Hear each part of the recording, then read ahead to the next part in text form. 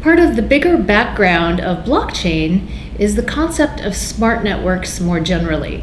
So we could think of everything that's happened with computing networks so far as being part of one era of transferring information on the internet with simple networks.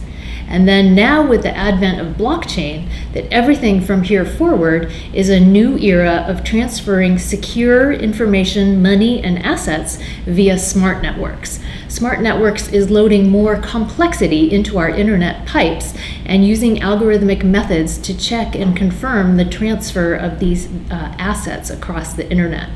So the whole first era was simple transfer of information, and now we're heading into smart network transfer of value. That means the ability to securely transfer value over the internet. This means that the internet effectively becomes like a VPN system for the transfer of any kind of secure exchange between parties over the open internet pipes. How long this could take to roll out could be decades. So people are worried that they're already late to the Bitcoin blockchain party because there has been a lot of news and Bitcoin has been $2,700, $2,900 in the market. And so people are worried they already missed out. But really this is a significant new era of the internet. And just like the information internet took 30 to 40 years to roll out, and it's still rolling out.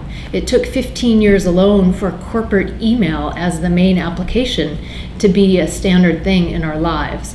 And similarly, the money internet, blockchain, could take 30 to 40 years or longer to fully roll out because it deals with money, it's more sensitive. And so the applications will be rolling out very slowly. So there's no need to rush to this party or join this market and figure out an application, but rather it's time to learn about it and watch what's happening and maybe start to experiment a little bit.